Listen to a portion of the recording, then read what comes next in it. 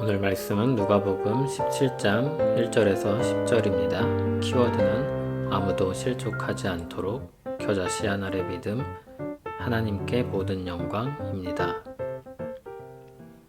예수께서 제자들에게 이르시되 실족하게 하는 것이 없을 수는 없으나 그렇게 하게 하는 자에게는 화루다. 그가 이 작은 자 중에 하나를 실족하게 할진대 차라리 연자맷돌이 그 목에 매여 바다에 던져지는 것이 나으리라. 너희는 스스로 조심하라. 만일 내 형제가 죄를 범하거든 경고하고 회개하거든 용서하라. 만일 하루에 7번이라도 내게 죄를 짓고 7번 내게 돌아와 내가 회개하노라 하거든 너는 용서하라 하시더라. 사도들이 주께 여짜오되 우리에게 믿음을 더하소서 하니 주께서 이르시되 너희에게 겨자씨 한 알만한 믿음이 있었더라면 이 뽕나무더러 뿌리가 뽑혀 바다에 심기어라 하였을 것이요 그것이 너희에게 순종하였으리라. 너희 중 누구에게 밭을 갈거나 양을 치거나 하는 종이 있어 밭에서 돌아오면 그더러 곧 와 앉아서 먹으라 말할 자가 있느냐.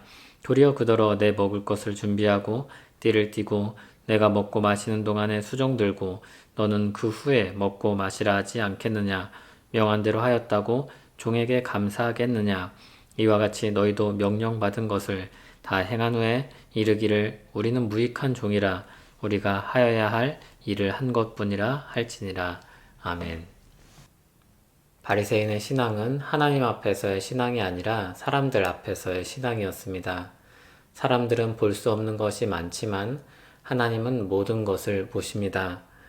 하나님은 사람들이 보지 못하는 그 마음도 잘 아십니다. 그들의 실상은 죄와 허물로 가득했습니다. 그리고 다른 사람들에게 그들의 신앙을 전함으로써 하나님 앞에 받아들여지지 않는 신앙을 전파하였습니다. 예수님은 제자들에게 경계하도록 가르치십니다. 사람을 실족하게 하지 않도록 조심하라 하셨습니다. 사람들을 걸려 넘어지게 하는 사람이 되지 말라 하신 것입니다.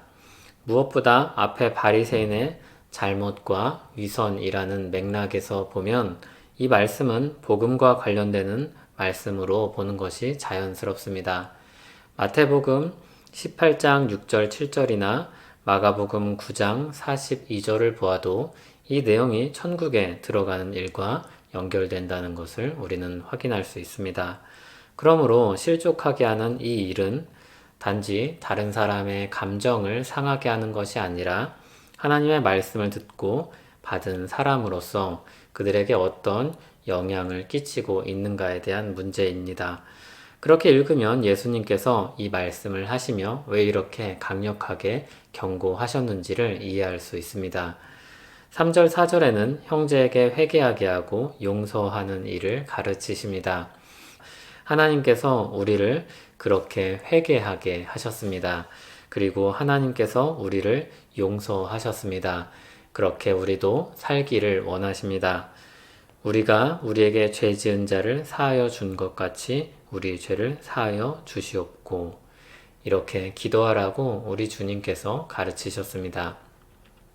사도들은 예수님의 가르침을 듣고 깜짝 놀라서 예수님께 말합니다. 우리에게 믿음을 더하소서. 도저히 자신의 믿음으로는 감당하지 못할 일을 예수님께서 말씀하셨기 때문입니다.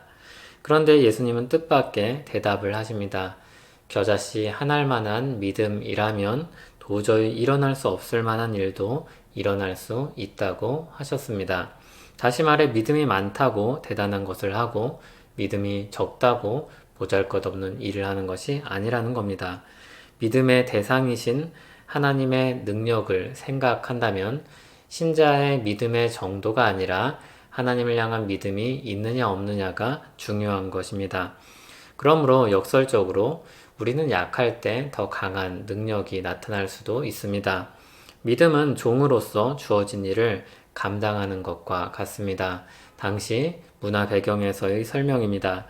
밭에서 일하라고 하면 밭에서 일을 합니다. 양을 치라 하면 양을 칩니다. 그리고 일하고 돌아와서도 맡은 일이기 때문에 특별한 대우를 받을 것이라고 생각하지 않습니다. 도리어 종의 일이 아직 끝나지 않았기 때문에 먹을 것을 준비하도록 하고 수종 들게 할 것입니다. 또 그렇다고 주인이 감사를 표하지도 않을 것입니다. 믿음은 그런 것입니다.